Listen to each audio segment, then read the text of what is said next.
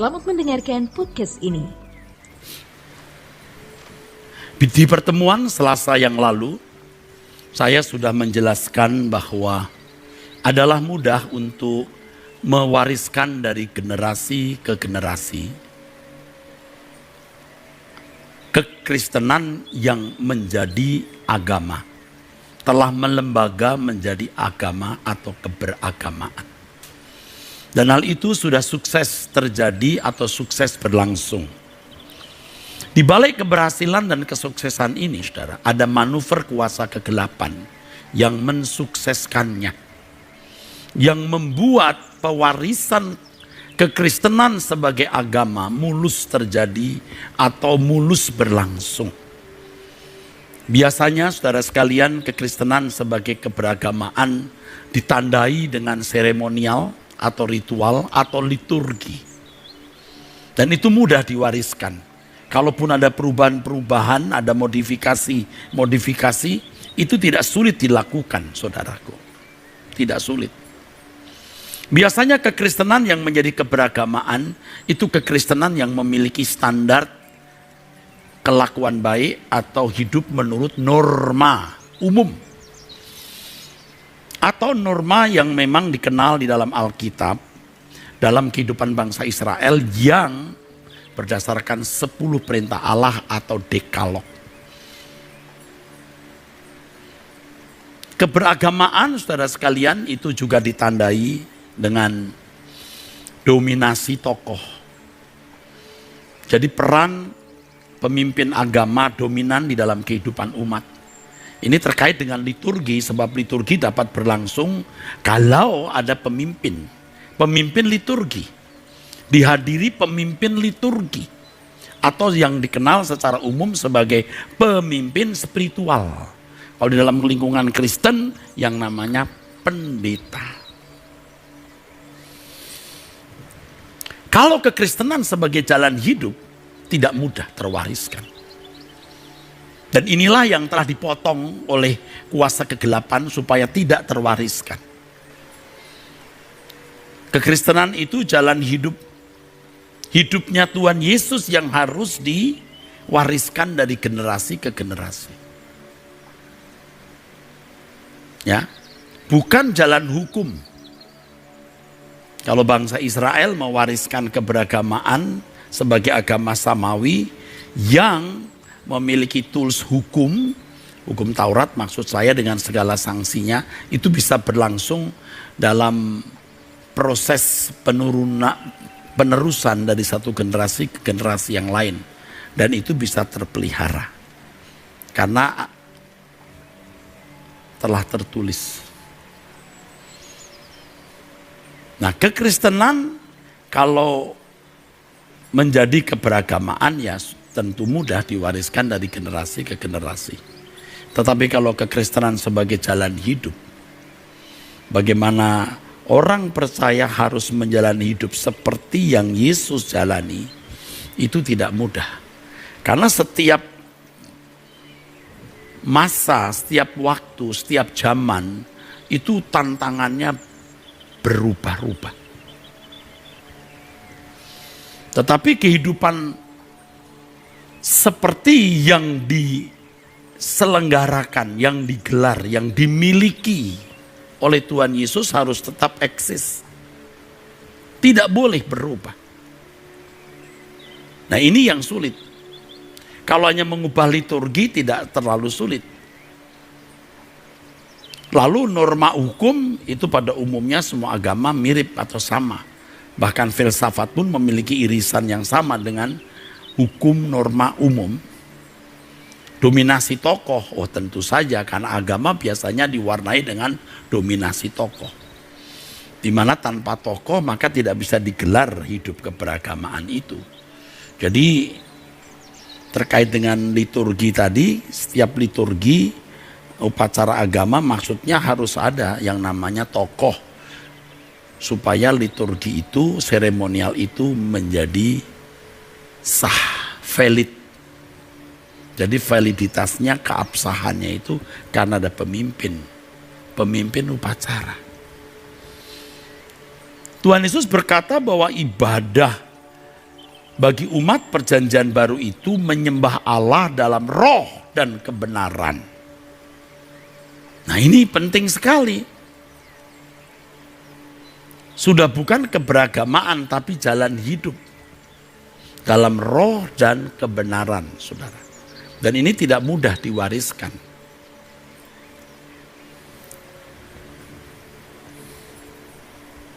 Rantai tali yang putus itu terjadi sejak kekristenan menjadi agama negara. Dan sejak itu masuk abad ke-5, gereja mengalami masa kegelapan selama 1000 tahun. Dan sejarah gereja menunjukkan itu abad ke-8 itu. Sampai masa reformasi. Reformasi sukses dengan dalil-dalilnya. Lahirlah gereja Protestan. Tetapi kekristenan itu bukan dalil-dalil doktrin. Kekristenan itu jalan hidup. Tidak bermaksud mengesampingkan dalil teologi ya. Bukan bermaksud mengesampingkan dalil doktrin. Tetapi kekristenan itu adalah jalan hidup. Benar doktrin teologi penting. Dalil perlu dipakukan untuk mengembalikan kekristenan pada Injil yang murni, back to the Bible.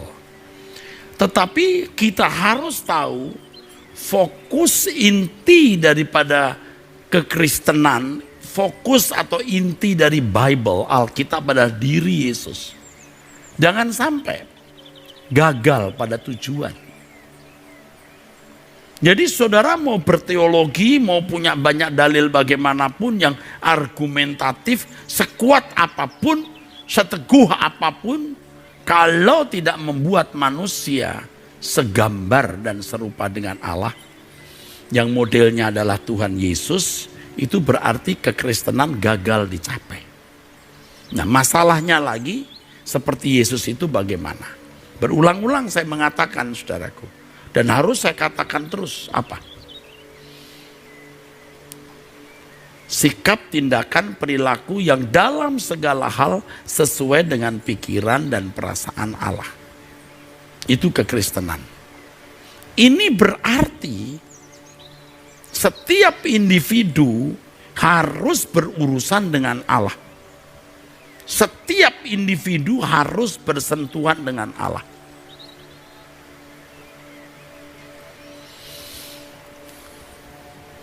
Kalau jemaat awam yang tidak berteologi menyadari bahwa dirinya tidak memiliki ilmu teologi yang cukup, merasa kemiskinannya ini, kemudian melangkah untuk mengenal Allah melalui doa, mendengar khotbah, dan terus merasa belum puas dengan hidup kekristenannya. Jika dia dengar-dengaran dengan gairah yang murni dan tulus, dia akan menemukan Tuhan.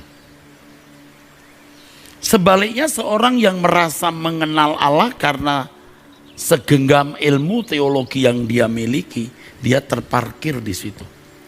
Dia tidak bertemu dengan Tuhan, tapi bertemu dengan ilmu tentang Tuhan. Mengenal Allah dengan mengenal ilmu tentang Allah itu beda. Anda mengenal saya dengan mengenal penjelasan tentang saya itu beda. Mengenal saya berarti Anda harus bersentuhan dengan saya. Dan di dalam perjumpaan ini harus ada proyek. Harus ada isi. Mengapa kita berjumpa? Nah, kalau hubungan kita hubungan dagang, ada kegiatan dagang di situ. Atau bisnis. Kalau hubungan kita ini adalah hubungan sesama teman untuk menikmati suatu hobi, ada ikatan di situ. Nah, kalau kita dengan Allah, ada isi dalam perjumpaan dengan Allah. Sebagai Bapa, Ia mendidik kita. Sebagai guru, Tuhan Yesus mau mendidik, melatih kita menjadi seperti yang Dia kehendaki. Nah, saudaraku sekalian,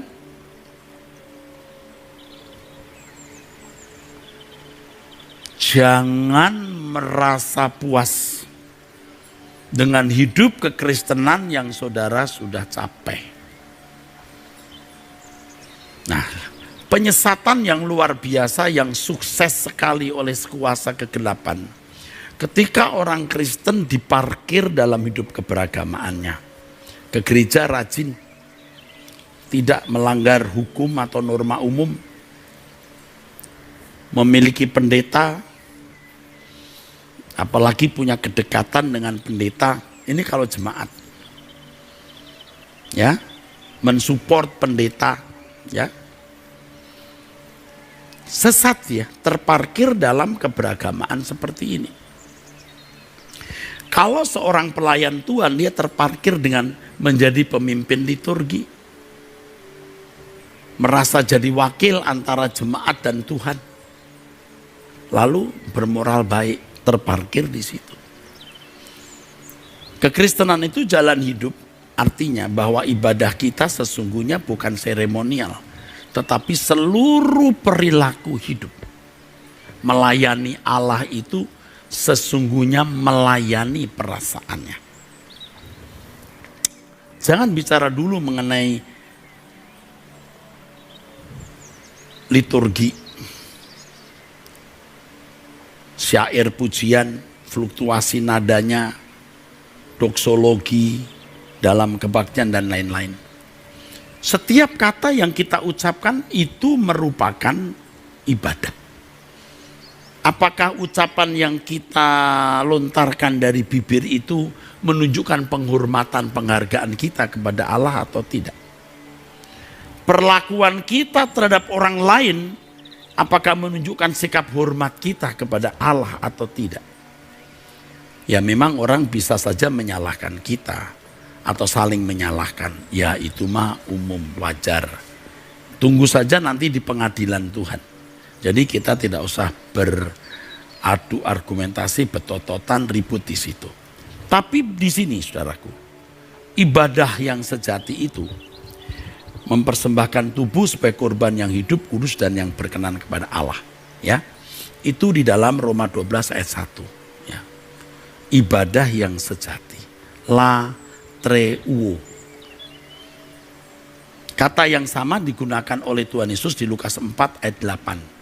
Kamu harus menyembah Tuhan Allahmu dan hanya kepada Dia saja kamu berbakti. Jadi kita harus bertobat, berubah. Jangan merasa sudah berbakti karena kita ada dalam acara liturgi atau kebaktian di gereja. Yang kedua, jangan merasa sudah melayani Tuhan, sudah berbakti, sudah menjadi orang Kristen karena bermoral baik. Sebab standarnya Bapa di surga sempurna seperti dirinya, serupa dengan Yesus.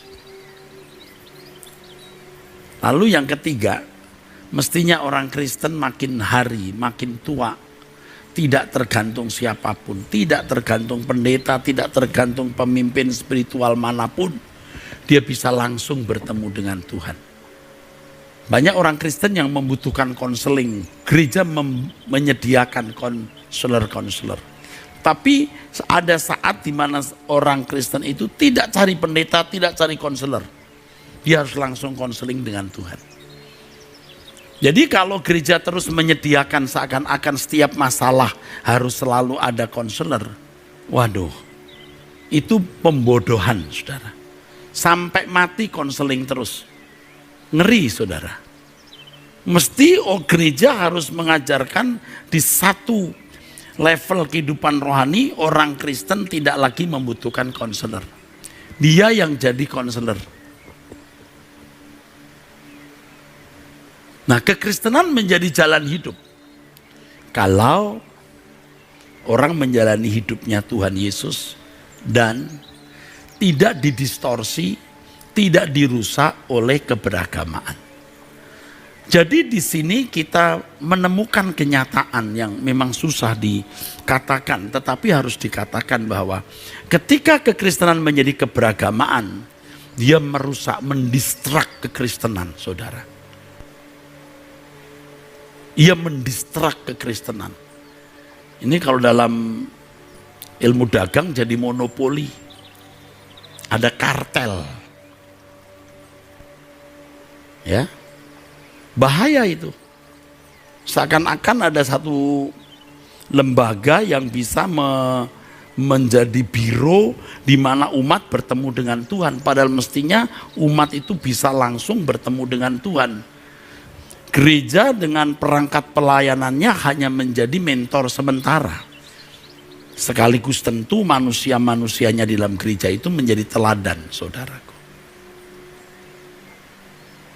Nah, inilah yang tidak diwariskan atau gagal diwariskan ketika kekristenan menjadi agama negara.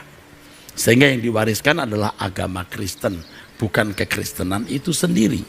Jadi tidak heran ketika gereja kelihatannya mendapat kemenangan, ya, menundukkan kaisar dan seluruh wilayah Roma menjadi masyarakat atau negara yang beragama Kristen. Di situ putus itu rantai kekristenan yang mestinya harus diestafetkan dari generasi ke generasi, karena sudah menjadi abnormal. Tidak normal seperti kehidupan Yesus, tapi abnormal atau new normal, normal baru, tapi sebenarnya salah, sesat. Siapa yang berani bilang begini, saudaraku? Hampir-hampir tidak ada, karena takut dilempari batu oleh orang-orang Kristen lain. Lalu pertanyaannya, kalau begitu apakah salah Pak orang ke gereja berliturgi? Saya jawab, tidak. Liturgi gereja menjadi sarana di mana gereja menyediakan tempat dan ruangan dan suasana dan kesempatan orang-orang Kristen bersekutu satu dengan yang lain. Mendengarkan firman, menyatukan hati, memuji menyembah Allah, dan berbagi dalam hidup. Berbagi, ingat berbagi. Jadi apakah orang kalau hanya berbuat baik tidak selamat, Pak? Tidak. Selamat itu dikembalikan ke rancangan Allah semula. Jadi kalau dia baik bukan berarti masuk neraka. Mungkin dia bisa masuk surga sebagai anggota masyarakat. Tetapi tidak menjadi anggota keluarga kerajaan yang dimuliakan bersama dengan Yesus. Sebab dimuliakan bersama dengan Yesus itu harus menjadi orang percaya yang berkualifikasi sebagai mempelai yang tidak bercacat, tidak bercela. Jadi salah Pak kalau orang punya pendeta lalu bergantung pada pendeta. Enggak, kalau sementara waktu. Kalau menjadi mentor sementara, ya. Bukan menjadi mentor secara permanen. Tutor juga sementara. Sebab pada akhirnya setiap individu harus menemukan Tuhan. Supaya dia mengerti apa yang Allah kehendaki dalam hidupnya. Atau kemudian dia menjadi seorang seperti yang Allah rancang. Karena masing-masing kita memiliki kepribadian yang berbeda-beda. Dan ini menjadi kekayaan kerajaan surga kalau dalam kepribadian yang khas dimiliki seseorang itu lalu bertumbuh dengan landasan karakter Kristus, yaitu memiliki kepekaan, kecerdasan rohani untuk berbuat segala sesuatu selalu sesuai dengan pikiran dan perasaan Allah.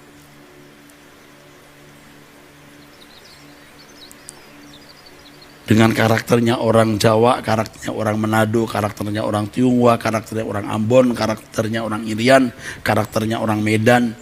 Maksud saya maaf, kepribadian masing-masing ini loh. Tetapi dengan kecerdasan rohani. Ya, dengan tipenya orang Ambon, orang Kalimantan, Tionghoa, Jawa, Manado.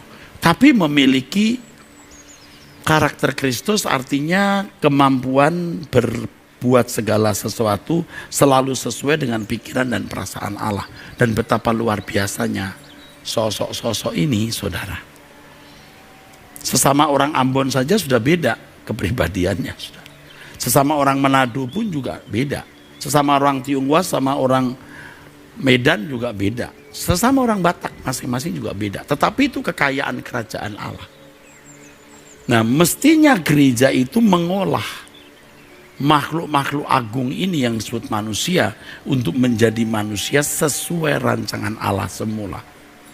Itu luar biasa, saudara. Nanti di dalam kerajaan surga kita bertemu dengan, kalau 1 miliar manusia itu 1 miliar tipe yang unik, yang luar biasa, tetapi memiliki kesamaan satu, tidak pernah berbuat sesuatu yang melanggar kehendak Allah. Nah, saudaraku sekalian, saudara paham tidak maksud saya ini? Ya, kekristenan bukan jalan hukum, bukan sekedar keberagamaan dengan atribut atau ciri seremonial, sekedar melakukan hukum dan ada dominasi tokoh. Tapi kekristenan jalan hidup bagaimana setiap individu menemukan jalan hidupnya Yesus di dalam dirinya.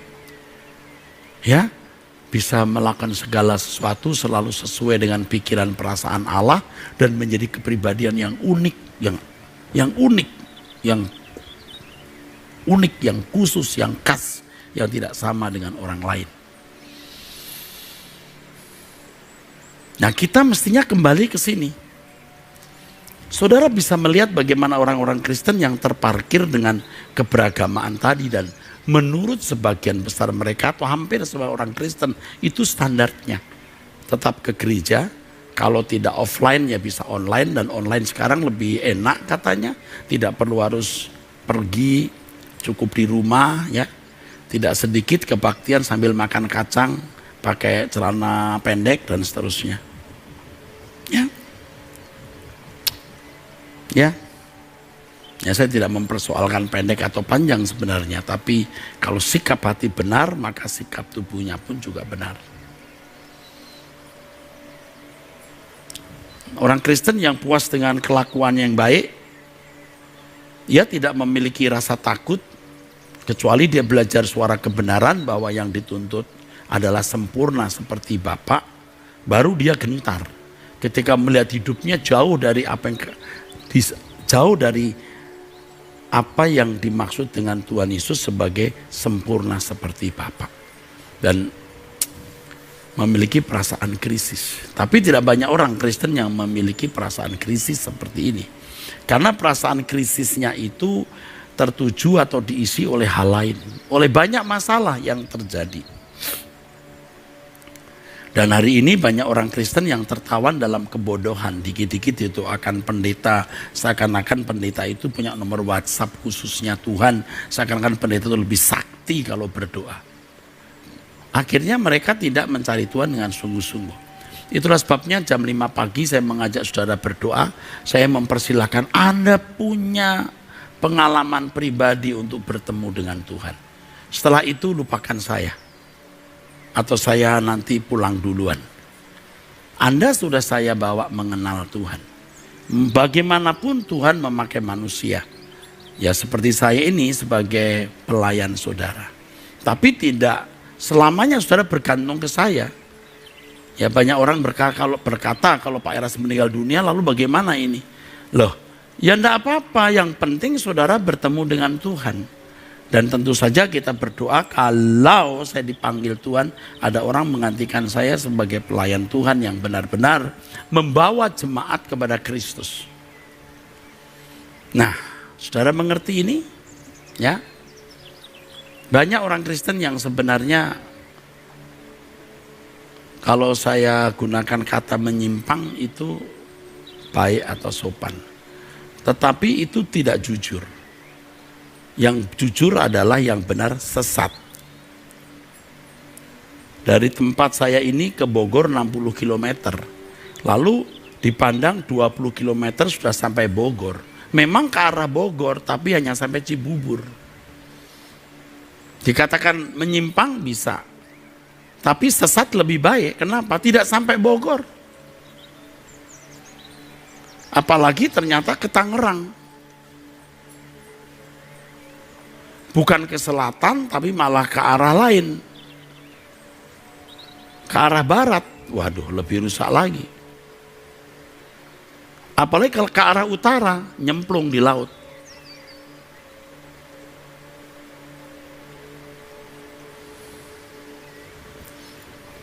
Jadi kalau kita mau jujur saudara, keberagamaan itu, saya bicara dalam konteks agama Kristen ya, saya tidak menyinggung agama lain. Saya sedang bicara dalam konteks agama Kristen dan agama Yahudi.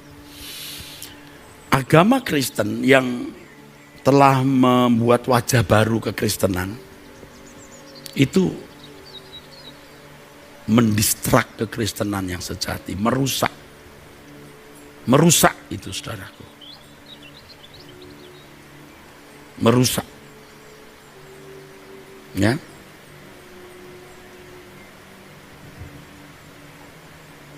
Makanya kalau masih dalam tataran beragama, kembali ini konteks Kristen ya, tidak sedang menjolimi agama lain. Dalam konteks Kristen, beragama itu pasti banyak bekelainya, manipulasinya di situ. Ada kebanggaan di situ, ada nilai diri di situ. Tapi kalau jalan hidup, kekristenan sebagai jalan hidup, tidak ada bekelainya. Kenapa? Ya semua harus serupa dengan Yesus. Tidak ada kebanggaan kecuali pikul salib dan menderita. Ya kalau saya berhenti di sini dulu, saya mau lari sebentar. Apa masih bisa menderita di zaman sekarang? Oh, harus. Sebab penderitaan yang dialami oleh orang percaya dari dulu sampai sekarang tetap ada, tidak mungkin tidak ada. Dan zaman kita hari ini kita tidak menderita secara fisik. Tidak menderita dalam penderitaan secara fisik dalam bentuk aniaya atau persekusi dari pihak luar.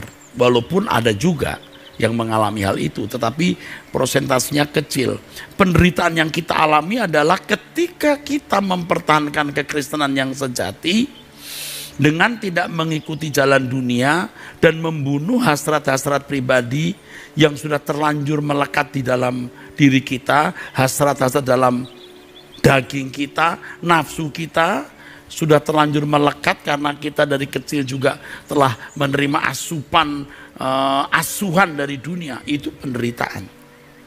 Nah, di sini saya harus katakan, kekristenan itu jika menjadi jalan hidup harus pilihan. Anda harus memilih untuk berjuang. Kalau saudara menjadi Kristen kan orang tua Kristen, Anda tidak perlu memilih. Saudara sudah otomatis jadi Kristen. Atau Anda beragama lain menikah dengan orang Kristen supaya diberkati di gereja lalu damai-damai saja. Oke lah, saya ikut agamamu. Itu tidak memilih sebenarnya. Itu ngikut-ngikut atau ikut-ikutan. Penggembira kalau zaman orang berkampanye itu. Ya. Tetapi memilih itu adalah ketika orang memilih komitmen untuk menjalani hidup seperti yang dijalani Yesus. Itu baru memilih. Beragama Kristen itu belum memilih secara benar. Walaupun tentu itu bisa menjadi awal dari memilih secara benar. Tetapi memilih secara benar adalah ketika seseorang mengikut jalan Tuhan Yesus. Dan saya beritahu kepada saudara, memilih mengikut Yesus itu indah sekali. Itu indah sekali. Tidak ada kehidupan yang lebih indah dari memilih jalan Yesus. Hidup seperti hidup yang dia jalani, itu indah sekali. Dan pasti di sini orang percaya mengalami tekanan. Tekanan dari luar berupa pengaruh, tekanan dari dalam berupa kodrat dosa yang sudah melekat. Oh, tidak mudah. Tetapi memang harus ada perjuangan di sini. Nah, seperti yang tadi saya katakan bahwa gereja telah mewarisi keberagamaan dari generasi ke generasi. Lalu jemaat ngikut saja apa yang diajarkan oleh wakil-wakil Tuhan dalam tanda kutip, para pemimpin spiritual, kalau di Kristen pendeta, uskup atau apa namanya, ikut saja. Berlangsung terus sampai sekarang. Peta yang selalu saya tunjukkan kepada saudara, Eropa. Kekristenan kritis, nyaris habis. Kalau jujur orang-orang Eropa berkata, kekristenan tidak menarik. Dulu kalau menarik karena belum ada keindahan, belum ada teknologi seperti hari ini dengan segala kemakmuran dan pesonanya. Ya orang mau tidak mau beragama, belum lagi dominasi tokoh-tokoh agama ya. Seperti pemerintahan gereja yang bukan saja bisa mempengaruhi masyarakat tapi juga bisa mendominasi raja-raja di Eropa. Sangat diperhitungkan kekuatan seorang pemimpin agama itu.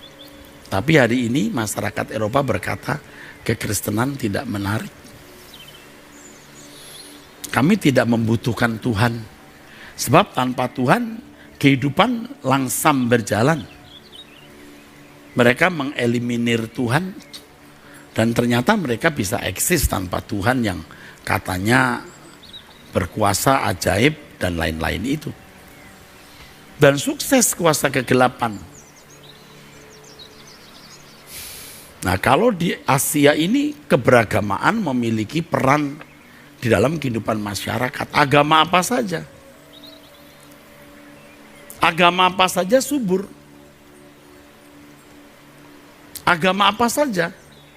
Karena memang memiliki jiwa religius yang tinggi dan itu sudah mengakar sebagai warisan dari nenek moyang.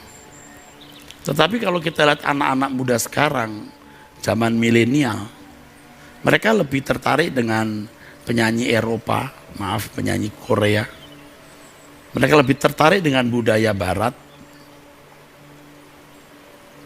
yang serius mencari Tuhan sedikit sekali. Kecuali gereja-gereja yang mencoba mengawinkan kekristenan dengan gairah orang-orang muda yang itu mereka anggap sebagai strategi atau hikmat atau kecerdikan. Ya sah-sah saja, tapi yang saya pertanyakan apakah Injil Yesus Kristus yang diajarkan.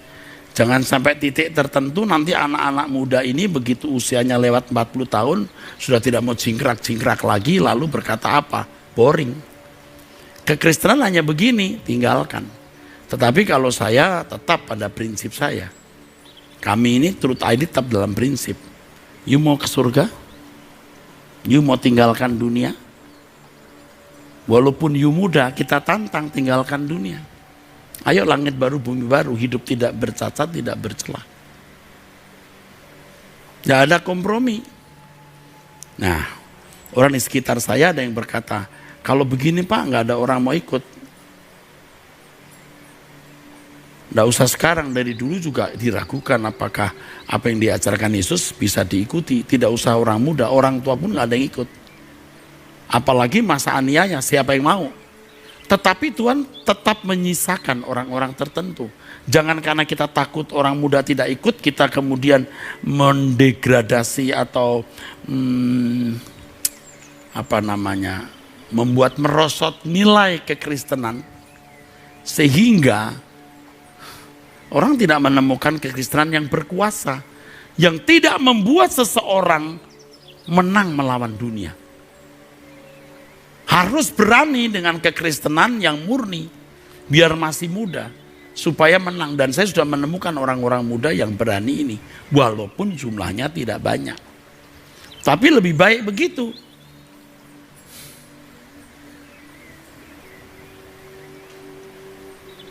Nah, saudaraku,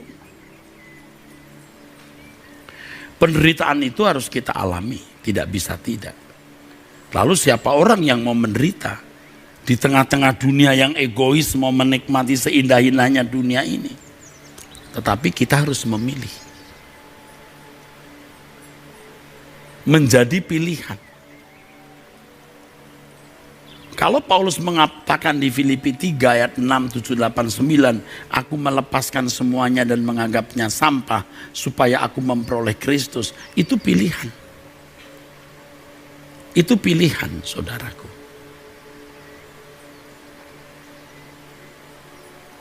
Dan pilihan seperti ini harus kita miliki. Dan kita harus update.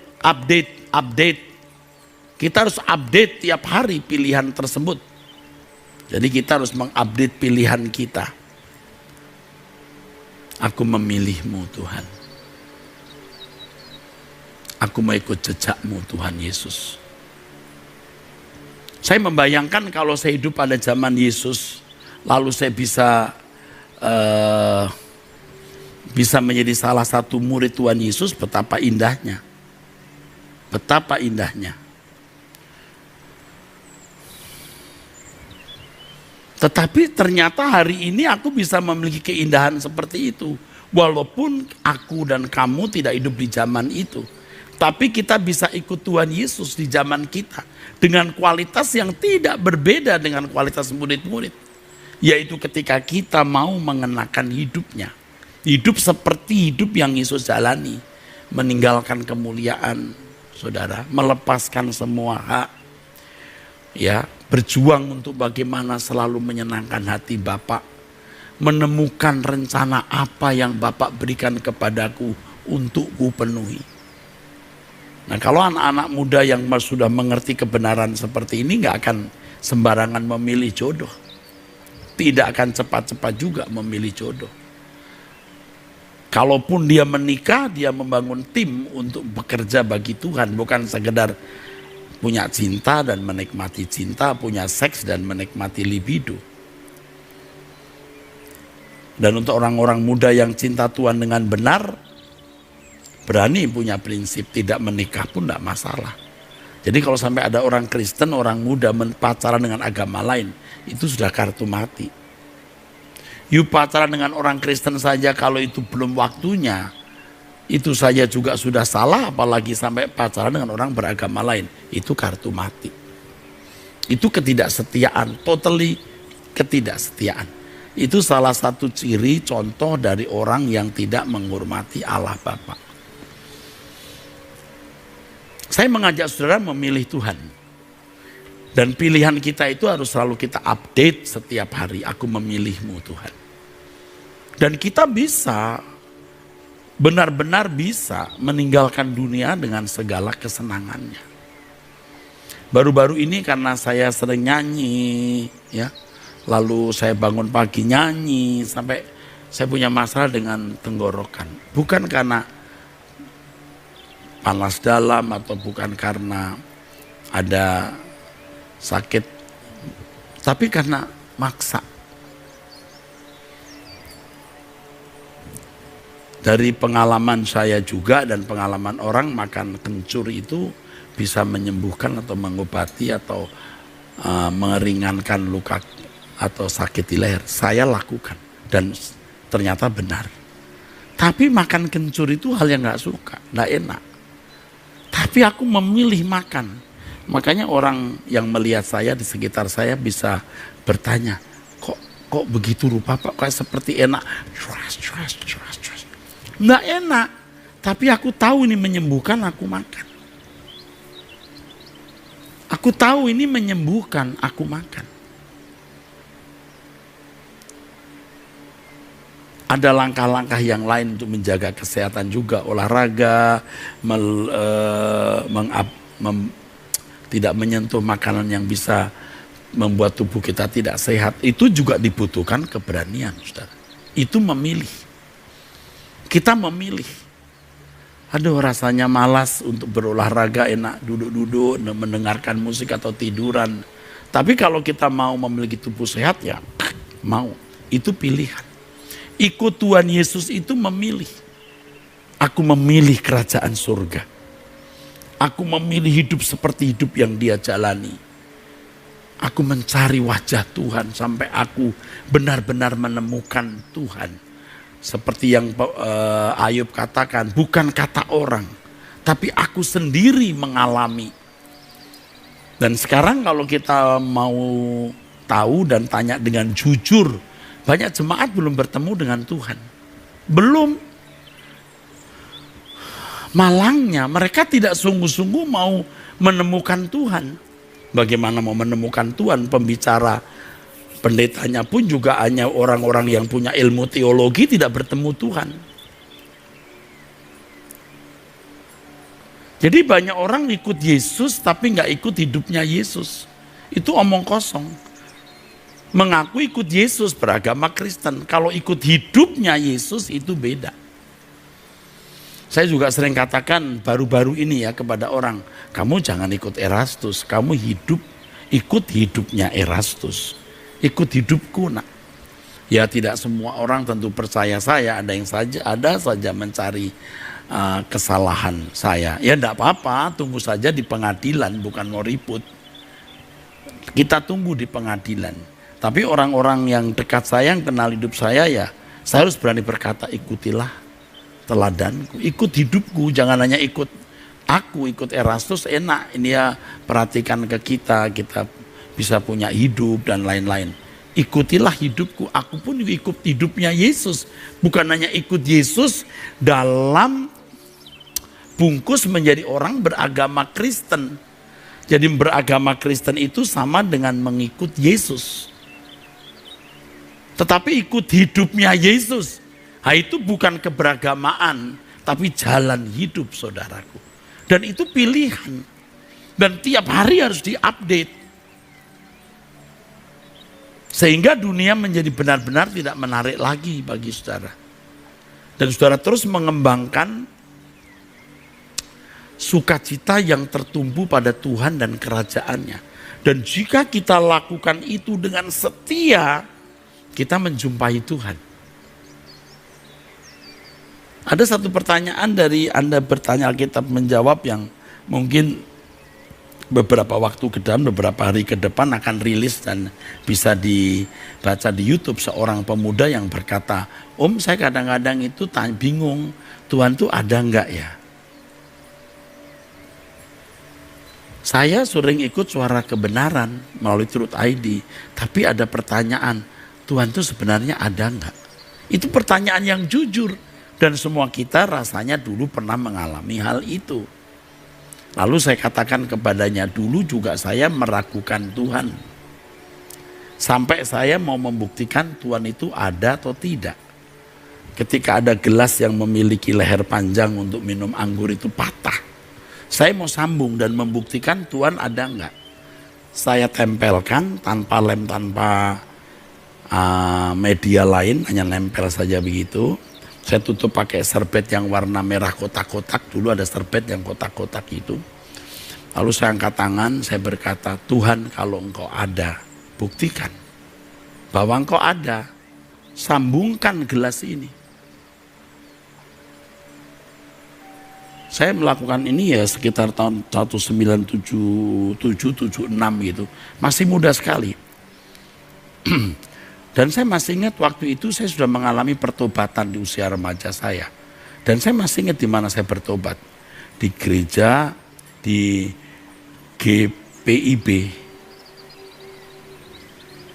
Di GPIB, di Gereja Protestan Indonesia Barat. Di Jalan Imam Bonjol. Dekat Taman Sunda Kelapa. Saya masih ingat siapa yang berbicara, yang berkhotbah. Dr. F. Ukur dan Dr. Octavianus. Saya tidak lupa peristiwa saya bertobat di acara khusus suatu hari. Saya merasa mengambil keputusan untuk bertobat walaupun saya sudah Kristen dari kecil. Nah, itu pun saya masih ragu-ragu Tuhan itu ada atau tidak. Nah, kembali tadi, gelas yang saya sambung, saya tutup serbet, lalu saya berdoa kalau Tuhan ada, sambung ini. Dalam nama Yesus. Saya buka. Ternyata saudara, masih patah. Saya ingat sempat berkata, Tuhan engkau ada enggak sebenarnya? Saya ulangi lagi. Itu saya dengan air mata loh saudara. Benar. Lagi saya berdoa. Dalam nama Yesus. Saya lupa berapa kali. Jadi saya tuh menguji Tuhan bukan satu kali, saya ingat saya 2 kali. Selain gelas itu saya juga menguji dengan membeli waktu itu namanya lobena atau nalo. Jadi saya beli lalu saya katakan kalau Tuhan benar-benar ada, nah ini dapat cocok. Minimal berapa angka dari belakang, dan nyatanya nggak ada yang cocok. Padahal dulu itu kalau nalo atau lobena di kocok itu tengah malam. Jadi tengah malam saya angkat tangan, saya lihat langit, kalau engkau benar-benar ada, nomor ini cocok. Dan ternyata nggak ada yang cocok. Apakah saya meragukan Tuhan? Tidak. Tidak sekarang, tapi waktu itu saya terseok-seok. Waktu berjalan terus sampai hari ini. Mengaku Allah ada itu tidak sulit lagi, sudah menyatu dengan diri kita. Dan kalau kita percaya Allah itu ada, itu bukan hanya menjadi pengetahuan, tapi juga memberi kegentaran. Dan itu yang mendorong kita memilih Tuhan. Dengan memilih Tuhan ini, saudara, kita menjalani hidup serupa dengan Yesus. Nah, kenapa sampai kita bisa memiliki prinsip kita berkemas-kemas? Karena kita bukan saja yakin di dalam pikiran, kita tahu Tuhan itu hidup. Allah Abraham, Ishak dan Yakub, Allah Israel itu nyata. Jadi kalau kita membaca Alkitab bagaimana Laut Kolsom terbelah, itu kita bisa tergetar seakan-akan itu peristiwa baru terjadi kemarin. Ada Allah yang hidup, yang dahsyat ini. Jadi waktu kita berdoa, kita tidak ngotot pakai emosi. Kita otomatis mengalir. Dia Allah yang eksis. Tetapi dampaknya harus kita memiliki gentar dan takut akan Allah dalam hari-hari yang kita jalani dari jam ke jam. Dari hari ke hari, dari waktu ke waktu. Dan kita sampai kepada keputusan untuk memilih. Melayani Bapa, menyekakan hatinya, pulang ke surga. Saya sudah sering. Sebelum tidur saya berkata, aku memilih-Mu Tuhan. Aku memilih berkemas-kemas pulang. Aku mau pulang ke surga. Aku memilih pulang. Saya ulangi lagi, mau tidur. Sering. Aku memilih-Mu Tuhan. Aku memilih pulang ke surga. Aku berkemas-kemas. Akhirnya begini. Jadi sudah tidak lagi kita terikat dengan denominasi, dengan sibuk dengan organisasi. Itu perlu. Tapi bagaimana kita menemukan Tuhan, mengalami Tuhan, dan menularkannya kepada orang lain. Bagaimanapun akan tertular. Orang yang mengalami Tuhan itu, saudaraku, pasti hidupnya akan menularkan perjumpaannya dengan Allah. Kalau hanya menularkan pengetahuan dari pikiran ke pikiran, itu bukan menularkan, tapi mentransfer pengetahuan tentang Allah dari pikiran ke pikiran, mudah. Seperti yang dilakukan gereja dari generasi ke generasi. Tetapi kalau menularkan kehidupan Yesus, itu pertaruhannya segenap hidup tanpa batas. Melalui Truth ID ini kita membangun masyarakat kerajaan surga, heavenly society. Anda datang dari berbagai denominasi, silahkan, tetaplah di gereja masing-masing, juga silahkan. Tetapi kita mengambil keputusan untuk hidup tidak bercacat, tidak bercelah. Kita berjuang menemukan Tuhan. Tidak terikat pendeta atau pemimpin spiritual manapun. Kita bisa menjumpai Allah. Ibadah kita adalah seluruh hidup kita. Baik kita makan atau minum atau melakukan segala sesuatu, kita lakukan untuk kemuliaan Allah. Moral kita bukan hanya ditentukan oleh moral umum, tapi serupa dengan Yesus. Amin.